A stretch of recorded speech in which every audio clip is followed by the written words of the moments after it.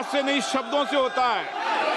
विरोध तर्कों से होता है, नारेबाजी से, बैनर से विरोध नहीं होता। विरोध शब्दों तर्कों से होता है, असहमति मुद्दों पर होती है। वैचारिक मतभेद हैं, वैचारिक मतभेद बोलना चाहिए।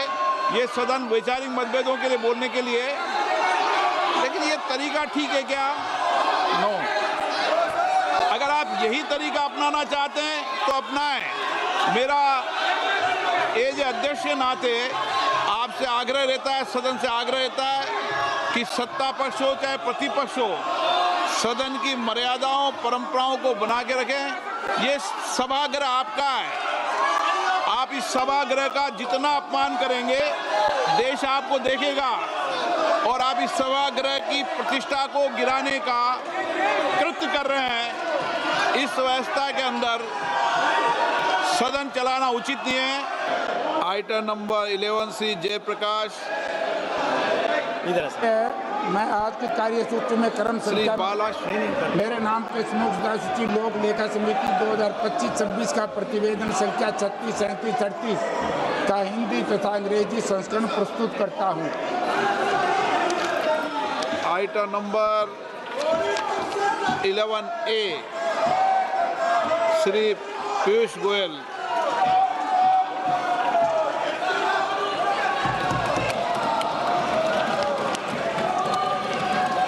माननीय स्पीकर महोदय, जैसा कि सदन के माननीय सदस्यों को ज्ञात होगा, प्रधानमंत्री माननीय श्री नरेंद्र मोदी जी की फरवरी 2025 में अमेरिका यात्रा के बाद से भारत और अमेरिका एक संतुलित और पारस्परिक रूप से लाभकारी द्विपक्षीय व्यापार समझौते का संपन्न करने के उद्देश्य से नियमित रूप से चर्चा करते रहे हैं।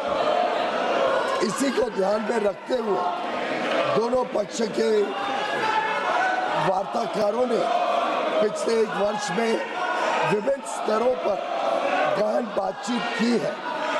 दोनों पक्षों के महत्वपूर्ण और विविध हितों को देखते हुए यह स्वाभाविक है कि दोनों पक्ष अपनी अपनी अर्थव्यवस्थाओं के महत्वपूर्ण और संवेदनशील क्षेत्रों की रक्षा करते हुए सर्वोत्तम संभव परिणाम सुनिश्चित करना चाहेंगे।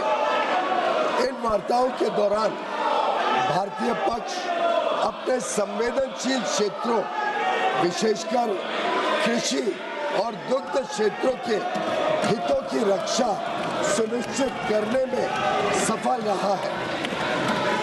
अमेरिकी पक्ष के भी कुछ ऐसे क्षेत्र थे जो उनके दृष्टिकोण से संवेदनशील थे। लगभग एक वर्ष तक चले कई दौर के विचार विमर्श के बाद दोनों वार्ताकार दल द्विपक्षीय व्यापार समझौते के कई क्षेत्रों को अंतिम रूप देने में सफल रहे। 2 फरवरी 2026 को प्रधानमंत्री जी और अमेरिकी राष्ट्रपति डोनाल्ड ट्रंप ने द्विपक्षीय और अंतर्राष्ट्रीय महत्व के कई मुद्दों पर फोन पर चर्चा की। इसके बाद राष्ट्रपति ट्रंप ने अमेरिका को किए जाने वाले भारतीय निर्यात की दर घटाकर 18% करने की घोषणा की।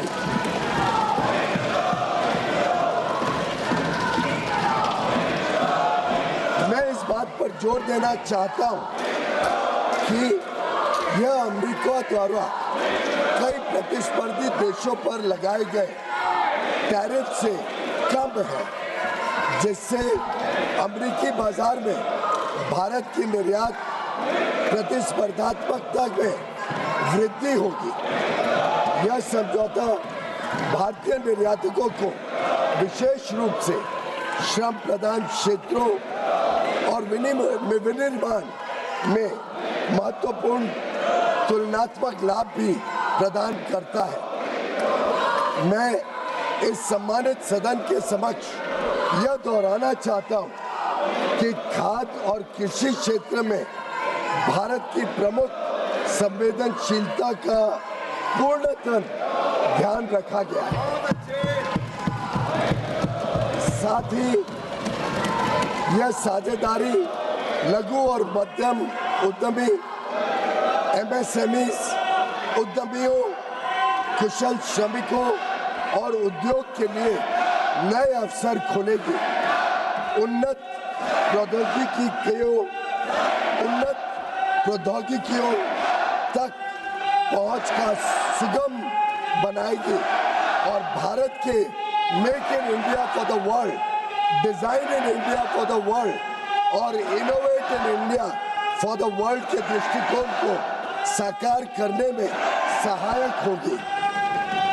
यह ऐतिहासिक ढांचागत समझौता भारत अमेरिका संबंधों को मजबूत करने और विकसित भारत 2047 की दिशा में हमारी यात्रा को आगे बढ़ाने की दिशा में एक महत्वपूर्ण कदम है और यह दुनिया के दो सबसे बड़े लोकतांत्रिक देशों के बीच मजबूत जुड़ाव को भी दर्शाता है, जो स्वाभाविक साझेदार है और साझा समृद्धि के लिए मिलकर काम कर रहे हैं। मैं माननीय सदस्यों को सूचित करना चाहता हूं कि आगे की कार्रवाई के संदर्भ में दोनों पक्ष व्यापार समझौते से संबंधित आवश्यक तकनीकी प्रक्रियाओं को पूरा करने और कागजी कार्रवाई को अंतिम रूप देने के लिए मिलकर काम करेंगे ताकि इसकी पूरी क्षमता का शीघ्रता से लाभ उठाया जा सके। समझौते की विस्तृत रूपरेखा इन प्रक्रियाओं के समापन के पश्चात तुरंत घोषित की जाएगी। माननीय सदस्यों को भारत के ऊर्जा स्रोतों से संबंधित उन मुद्दों की जानकारी होगी जो इस समझौते पर हुई चर्चाओं के दौरान उठाए गए हैं। मैं स्पष्ट करना चाहता हूं, जैसा कि सरकार ने कई बार सार्वजनिक रूप से कहा है कि 140 करोड़ भारतीयों की ऊर्जा आवश्यकताओं की सुरक्षा सुनिश्चित करना सरकार की सर्वोत्तम प्राथमिकता है। वस्तुनिष्ठ बाजार स्थितियों और बदलते अंतर्राष्ट्रीय परिदृश्यों के अनुरूप ऊर्जा स्रोतों में विविधता लाना हमारी इस कार्यनीति का मूल आधार है। भारत की सभी कार्रवाइयां इसी बात को ध्यान में रखकर की जाती हैं। अतः मैं माननीय सदस्यों से इन मुद्दों को समुचित दृष्टिकोण से देखने का आग्रह करता हूं।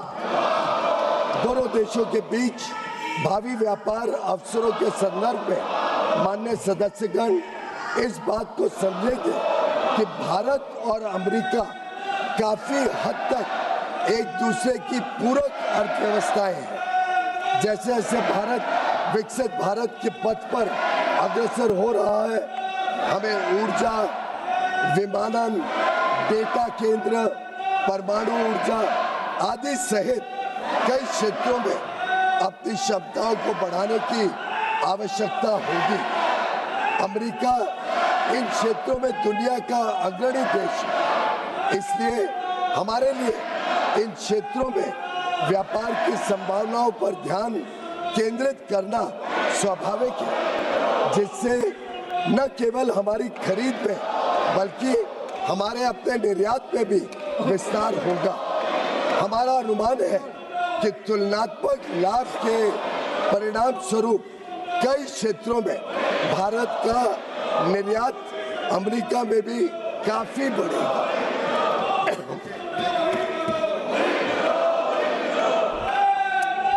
विश्व की सबसे बड़ी अर्थव्यवस्था के साथ यह ढांचागत समझौता जो आने वाले वर्षों में वैश्विक विकास और नवाचार को गति प्रदान करेगा, भारत की जनता एवं राष्ट्र के व्यापक हित में है और देश को बहुत लाभ देगा।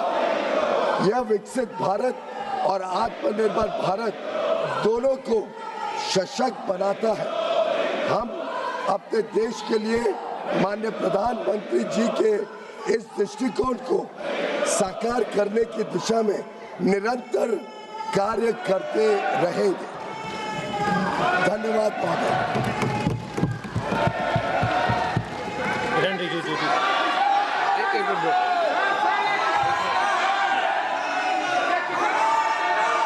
माननीय सदस्यगण, ये सदन देश के लोकतंत्र का उच्च सदन है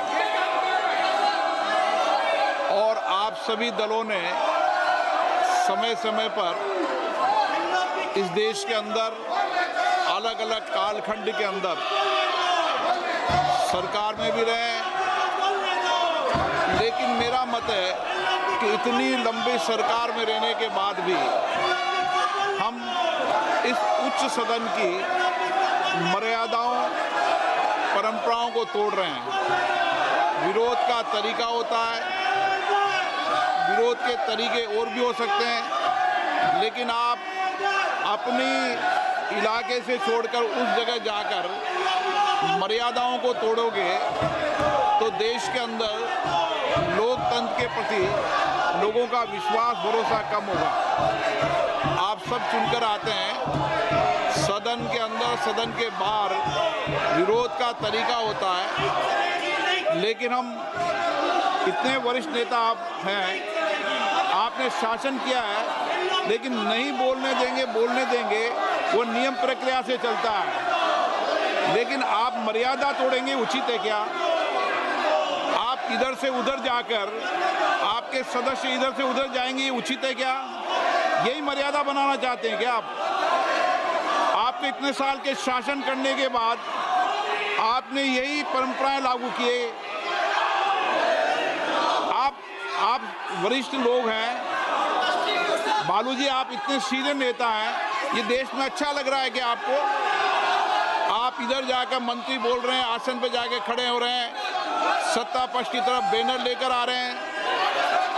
मर्यादा पहले भी विरोध हुआ है, लेकिन मर्यादा कभी किसी ने नहीं तोड़ी।